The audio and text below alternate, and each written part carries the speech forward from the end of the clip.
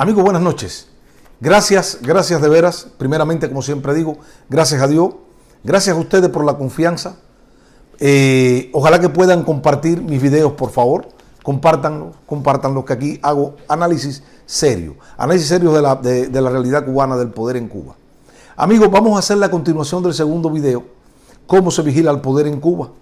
Y nos quedamos con la famosa reunión, esa reunión que Raúl Castro cita extraordinaria al Consejo de Estado para la sustitución de dicho Consejo de Estado de Carlos Laje y Felipe Pérez Roque.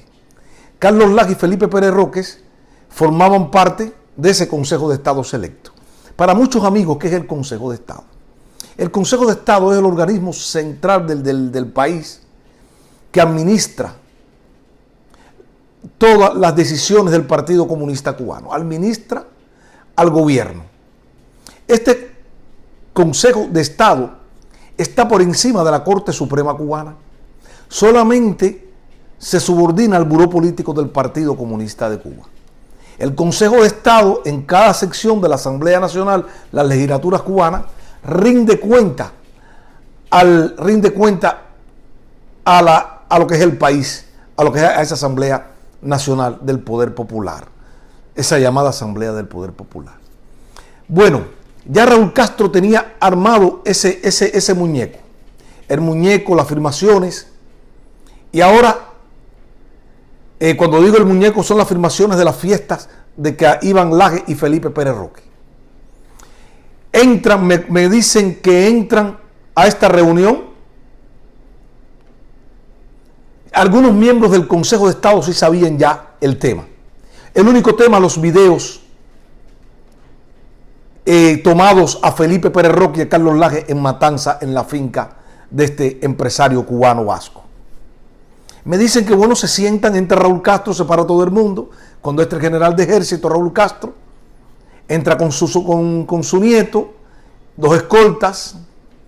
El nieto se sienta muy cerca de su abuelo y el abuelo manda a poner el dicho video.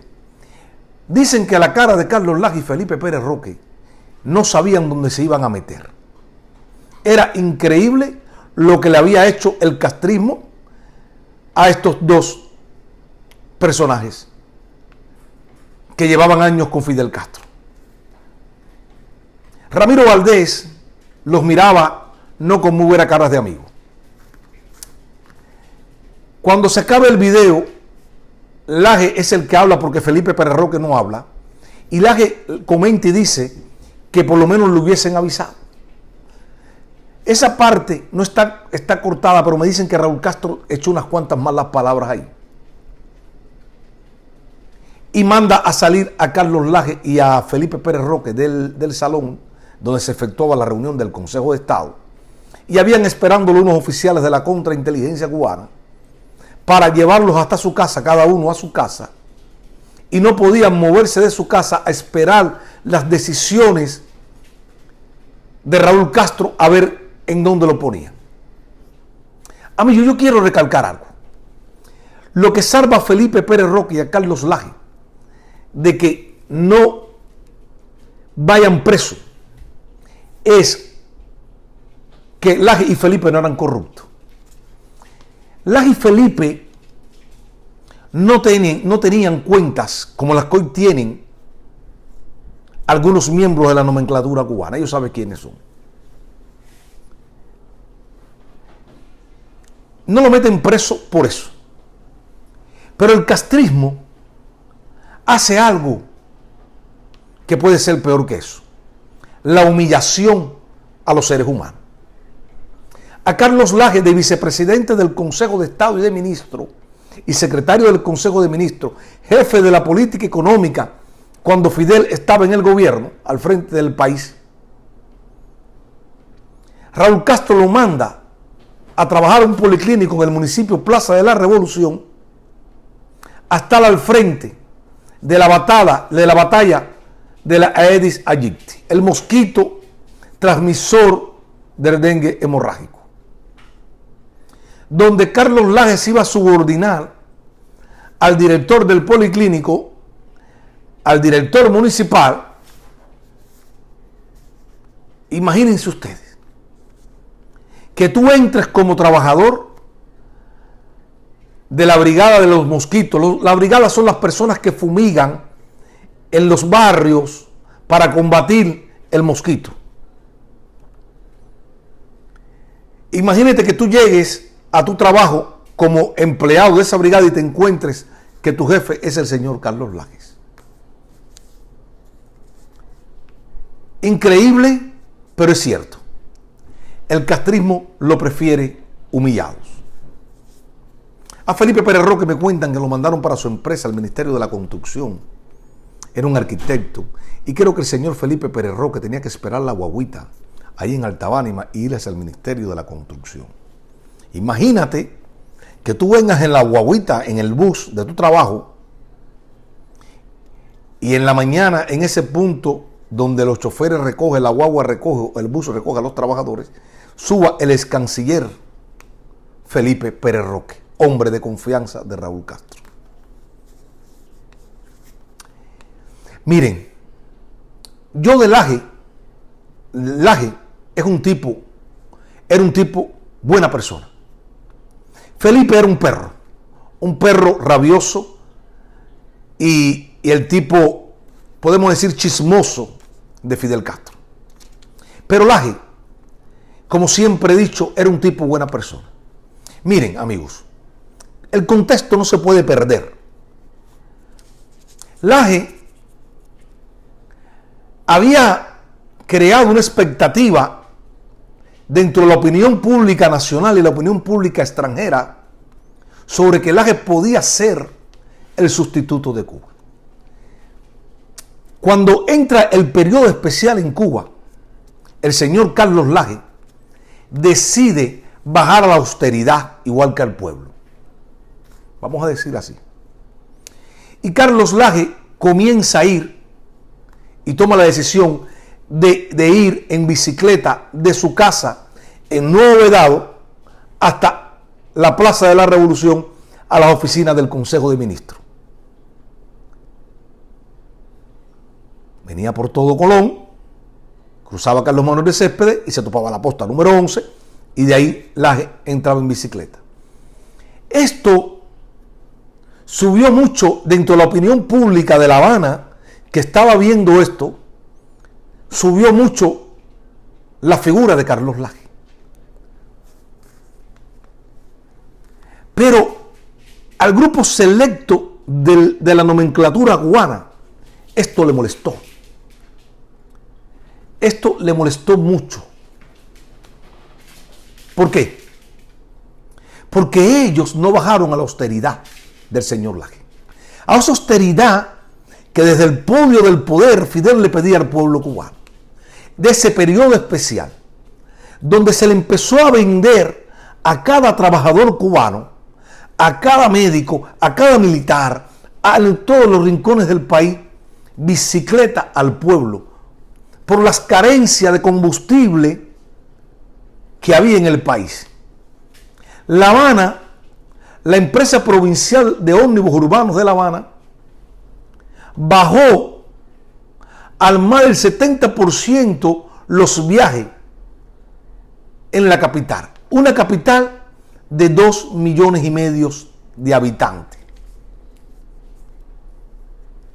La nomenclatura cubana del poder, el buró político, algunos ministros que andaban en sus carros con aires acondicionados y no miraban para el lado al pueblo, esto le molestó mucho. Y llega a los oídos de Raúl Castro. Raúl Castro le dice a Fidel que había que tomar una medida con esta decisión de Lages de estar andando en bicicleta, porque esto no es una buena imagen para el poder de los Castro y para el selecto grupo del buró político del Partido Comunista Cubano. Fidel llama a Lages, le dice a Lages que no podía andar en bicicleta porque esto ponía su seguridad en peligro. Lages iba hasta en la noche con su chofer en bicicleta hasta allá. Es verdad que podía ser un peligro el vicepresidente del país en bicicleta por la noche. Lages acató las órdenes del comandante en jefe y no siguió en bicicleta. Laje, como responsable de la política económica del país,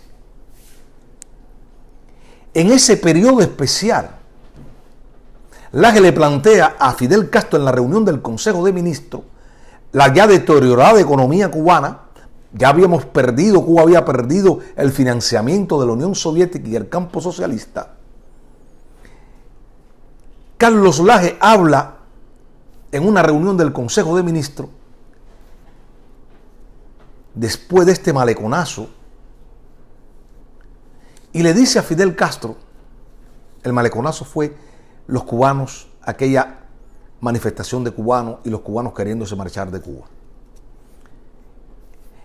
Carlos Laje en la reunión del Consejo de Ministros le dice a Fidel Castro que era necesario abrir la economía al país, abrir la propiedad privada, abrir restaurantes, abrir paladares, que había que hacerlo para contener el enojo popular. Fidel Castro no quería aceptar esto. Y a regañadientas, en esa reunión del Consejo de Ministros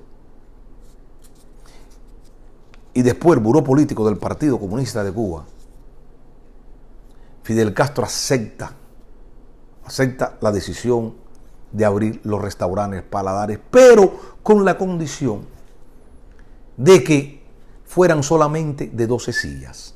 Me estoy desviando un poco del tema de Felipe, estoy armando el tema de Felipe Pérez Roque y Carlos Laje Tagle, ¿ok? Fidel Castro le dice a Laje que Laje está bien, 12 sillas, y se da la orden en la Gaceta Oficial de Cuba, se aceptan los negocios privados, las paladares, esas paladares, restaurantes privados con 12 sillas. El castrismo, entiendan esto, amigos, el castrismo le tiene miedo a la independencia financiera. El castrismo le tiene miedo a la acumulación de capital del ciudadano de a pie cubano, porque esto le trae independencia política. Y una persona con mucho capital dentro del país se puede volver el opositor o opositores número uno al régimen cubano. Fidel Castro y Raúl Castro le temen a que el cubano acumule capital o riquezas. Con esta condición de las 12 sillas se abren las paladares en Cuba, hay un respiro, pero se crea con estas paladares y los negocios privados, se crea un grupo de inspectores para hacerle la vida imposible a estos negocios. Y ya todos sabemos lo que pasa.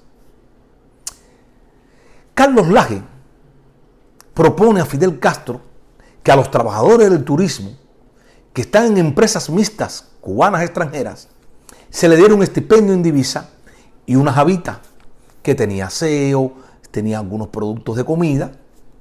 Esto se acepta. Con el tiempo, Fidel Castro llama a Laje y le dice a Laje que tenía que suspender esas jabitas y esos estipendios. Porque hay un sector muy importante del país que no estaba recibiendo esa bolsita y esos estipendios, que era el sector de la salud pública cubana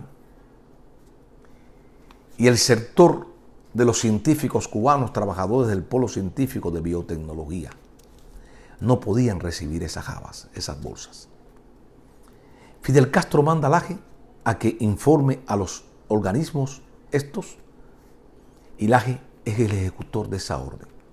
Ahí baja completamente la imagen de Laje ante un sector de la población que recibía estipendio y le dicen que Laje quitó la bolsa de Carlos Laje, se quitó la jabita de Carlos Laje.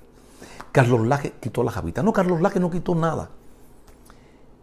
Nadie en Cuba tiene el poder para quitar ni poner nada si no son los Castro, incluyendo actualmente el hermano menor. Laje no quitó nada. Simplemente Laje fue el ejecutor de esa orden.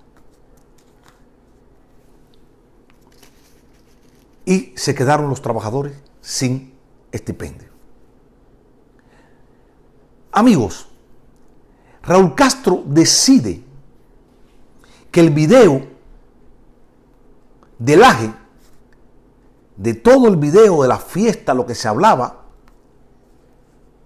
Raúl Castro decide mandar ese video a los militantes del Partido Comunista Cubano. A lo largo y ancho del país. Esos videos iban a estar, se iban a poner en los cines, iban a ir solo los militantes del partido de cada provincia, de cada municipio. Y la película la tenía los servicios de la contrainteligencia cubana.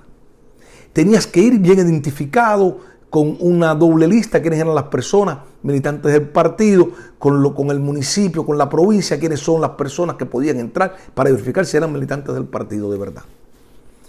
Carlos, ¿por qué Raúl decide mandar esto a los militantes del Partido Comunista? Con la intención de decirle a cada militante del Partido Comunista Cubano cómo es la jugada. Y al incipiente poder que va a ir tomando cargos posteriores, enseñarles que cada uno está vigilado. Enseñar a los militantes del partido la fuerza del castrismo.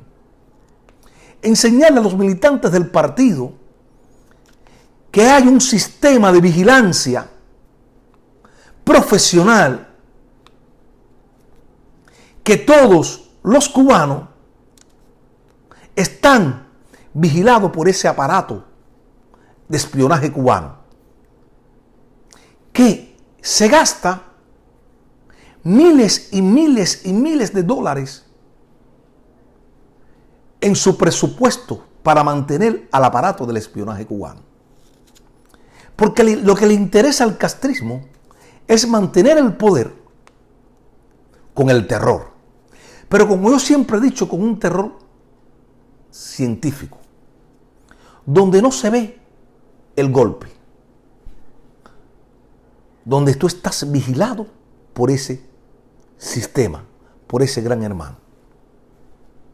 Y ese fue el mensaje que Raúl Castro le manda a los militantes del Partido Comunista Cubano, porque en Cuba, después que sucede la defenestración de Laje y Felipe Pérez Roque, en la Voz Populi, en el Comité Central del Partido Comunista Cubano, en la esfera del Partido Comunista Cubano, y en la población completa, comenzó la bola que Raúl Castro se estaba eliminando a la gente de Fidel Castro. Y muchas personas dentro del partido, muchas personas del país, se preguntaban qué estaba pasando. Por eso es una de las cosas que Raúl Castro toma la decisión de pasar este video.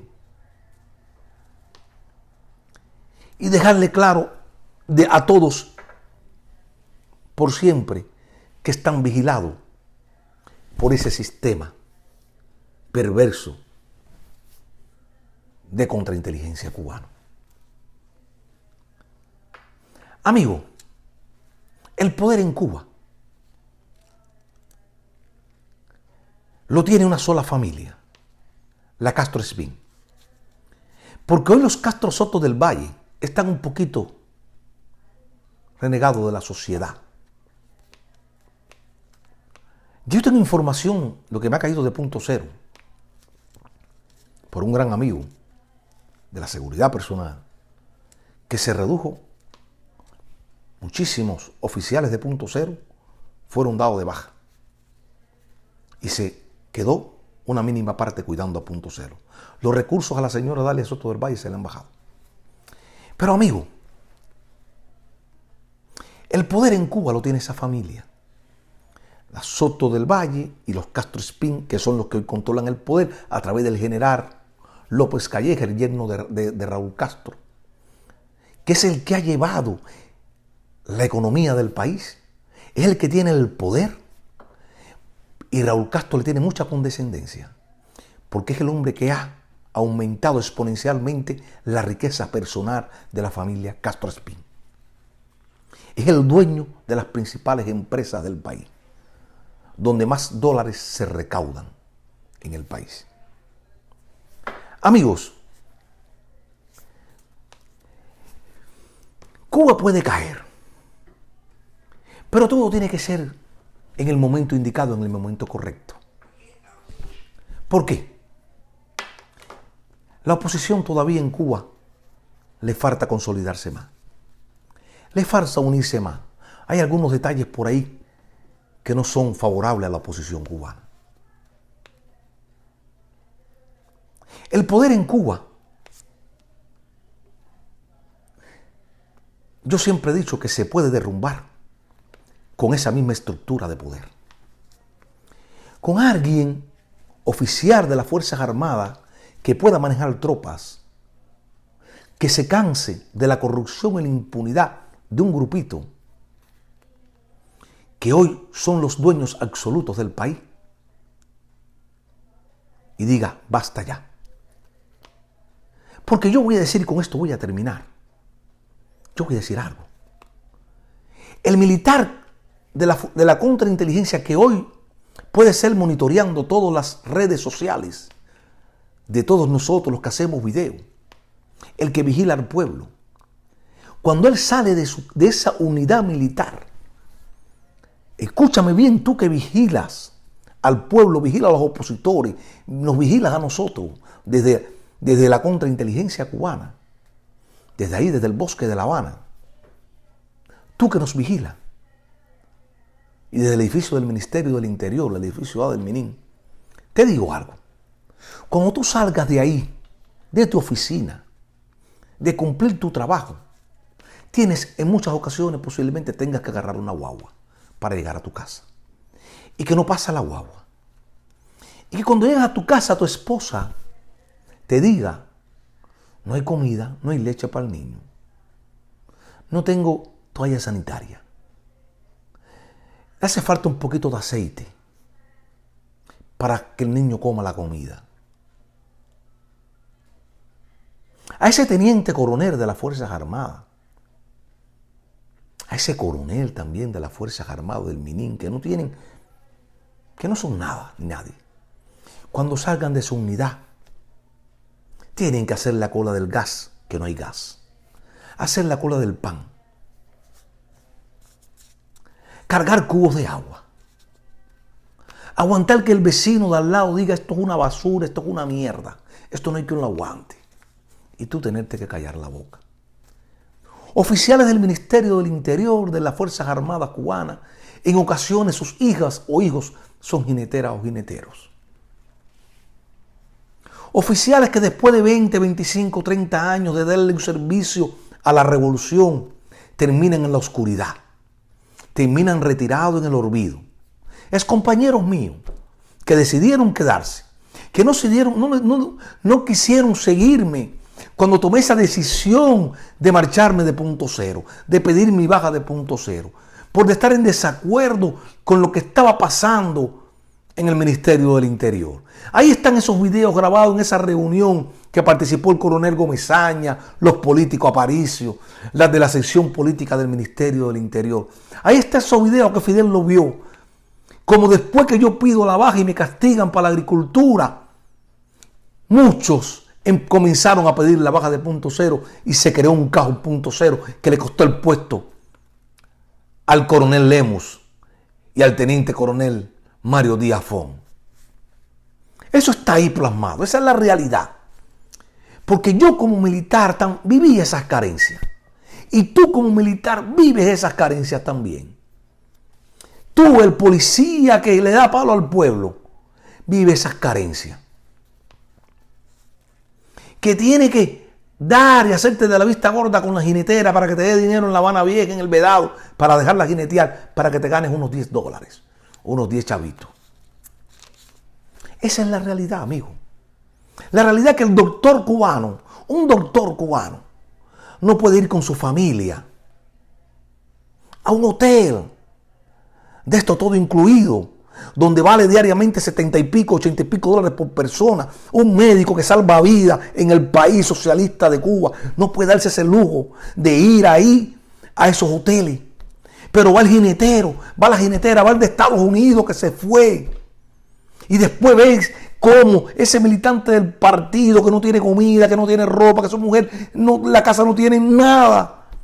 Ve cómo le compran los carros a la dictadura, a los gobernantes estos, que compran carros baratos de segunda, de tercera y se los venden al pueblo cubano. Y el militante del partido que se quedó, el militar, el de las Fuerzas Armadas, el del Ministerio del Interior, ¿qué pasó contigo? ¿Estás coraje? Entonces, ¿quién es el traidor? Edmundo García, que viene a defender desde Cuba, este miserable, a defender ¿qué, Edmundo García? ¿Qué vas a defender tú, Edmundo? Se mira cómo te soltó el castrismo. Vas a defender esta porquería que hoy se acaba de derrumbar un edificio otra vez en menos de una semana en La Habana Vieja y mató a una persona o a 2 personas. Amigos, esto es la realidad. Da coraje. Porque se quedaron aquellos militantes del partido. Hoy ven como la gusanera, el primer carro que se vende en Cuba, de la corporación CIME, de la compañía de los Castro, se lo venden a un tipo que vive en Miami. Por eso me fui de la seguridad personal cubana. Porque yo vi, desde ahí, desde el poder, vi que ustedes son unos descarados. Que ustedes son unos sinvergüenzas. Que a ustedes no les importa el pueblo cubano. Amigos, buenas noches. Termino mi video, compártanlo y termino como siempre, y como voy a terminar hoy como terminaba mi amiga María Elvira en su programa. Si Dios contigo, ¿quién contra ti? Cuba será libre. Gracias amigos, buenas noches, compartan, compartan, compartan.